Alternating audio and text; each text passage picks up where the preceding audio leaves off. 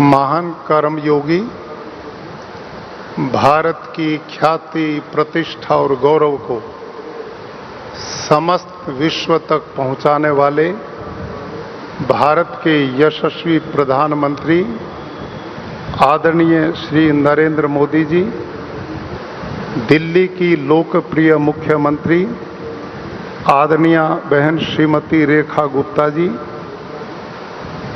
आदरणीय श्री पूनम सूरी जी, DAV management के प्रधान, JBM group के चेयरमैन और हमारे इस विशाल कार्यक्रम के संयोजक माननीय श्री सुरेंद्र आर्य जी,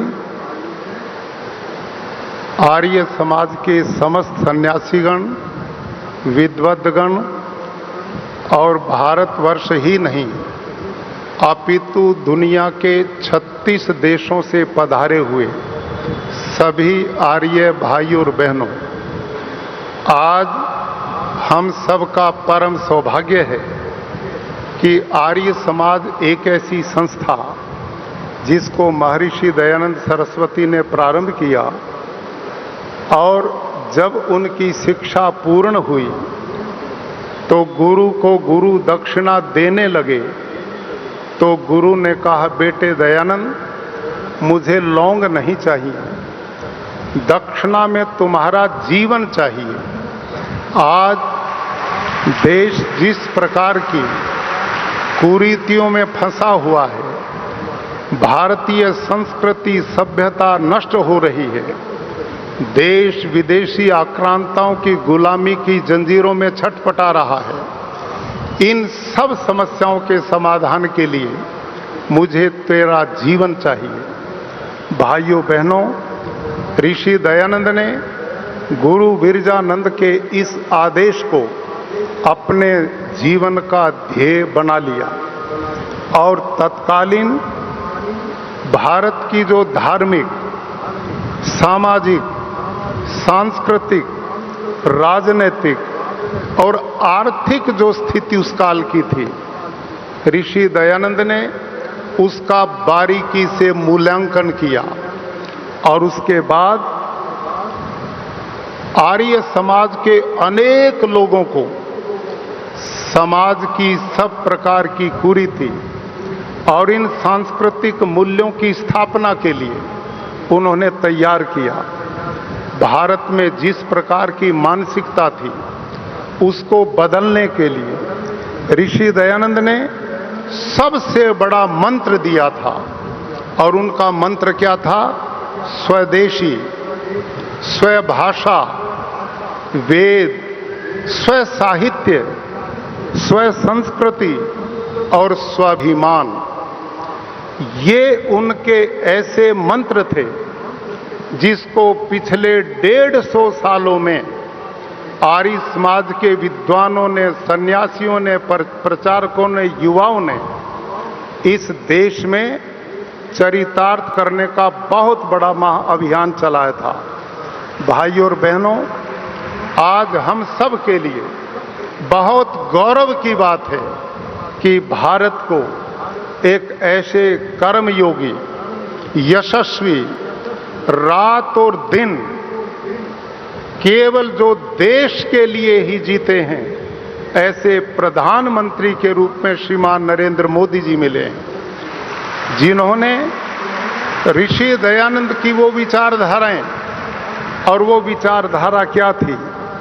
हिंदी भाषा को विश्व स्तर पहचान आज के युग में बनाने वाले माननीय प्रधानमंत्री जी हैं। भाइयों और बहनों, स्वामी दयानंद गुजरात में पैदा हुए, गुजराती उनकी भाषा थी, लेकिन वो जानते थे भारत जैसे महान देश को एकता में एकता के सूत्र में बांधने का काम यदि कोई भाषा सामर्थ्य रखती है तो वो केवल हिंदी है।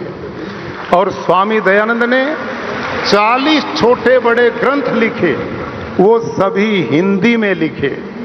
आज गर्व की बात है कि माननीय प्रधानमंत्री जी ने उस भाषा को विश्व स्तर पर पहुंचाने का बहुत बड़ा अभियान दिया, जो गर्व की बात है। योग, जो भारत की सॉफ्ट पावर बनाने का काम यदि किसी ने किया तो माननीय प्रधानमंत्री जी ने किया है।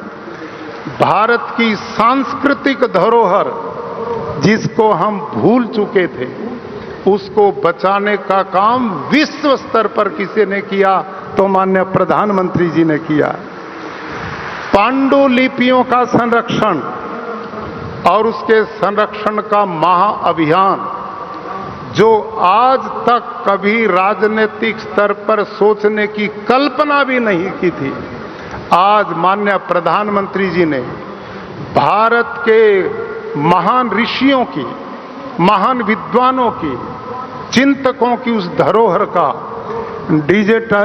डिजिटलाइजेशन व्यापक रूप से अभियान चला है, जो भारत की सांस्कृतिक बहुत बड़ी निधि है। भाइयों और बहनों, स्वदेशी, make in India, vocal for local, mobile manufacturing, स्वदेशी हथियार, सेमी कंडक्टर, कहीं जहाजों का निर्माण, आज भारत की विकास और प्रगति का वो रास्ता प्रधानमंत्री जी ने इस देश के भविष्य को बदलने का काम किया है। भाइयों और बहनों, ऋषि दयानंद ने आर्य समाज की स्थापना से पहले इस बात को जान लिया था कि अंग्रेजों ने भारत को गरीबी में झोंक दिया है और इससे गरीबी से निकलने का रास्ता उन्होंने गो, कृषि आदि रक्षणी सभा बनाई थी, जिसके पीछे गाय को उन्होंने भारत की आर्थिक रीढ़ का कारण माना, कृषि को माना। आप सबको जानकर प्रसन्नता होगी कि देश की पहली गौशाला रेवाड़ी में स्वामी दयानंद ने स्थापित करवाई थी और आर्य समाज गौ माता के प्रति सदा से एक अभियान चलाता रक्षा का। लेकिन आज गाय को सही संरक्षण, संवर्धन का काम यदि किसी ने किया है तो माननीय प्रधानमंत्री जी ने किया है। ये बात मैं आपकी जानकारी में लाना चाहता हूं।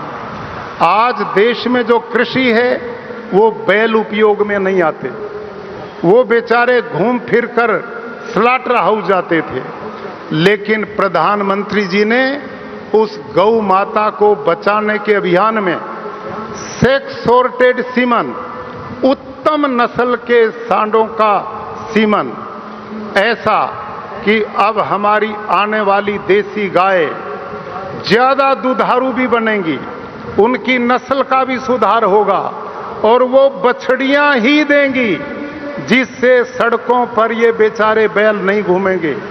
बहुत बड़ा काम देश में स्वदेशी टेक्नोलॉजी को अपना करके प्रधानमंत्री जी ने करवाया।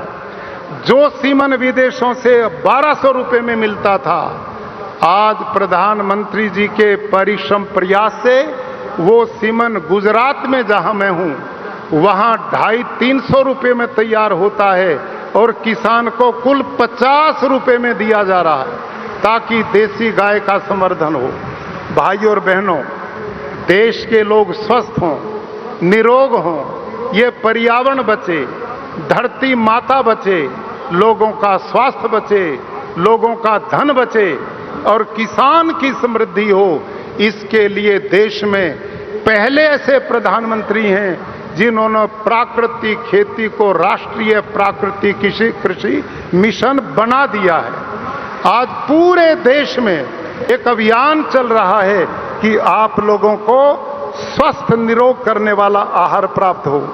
ऋषि दयानंद की मान्यता थी कि भारत जब तक आर्थिक रूप से समृद्ध नहीं होगा तो भारत का जनमानस सुखी नहीं होगा और उसके लिए ढांचागत विकास बहुत जरूरी है। इसके लिए प्रधानमंत्री जी ने इन 11 सालों में, भाइयों और बहनों, आप देश देश के कोने से आए हैं, आप उस विकास को देखते हैं।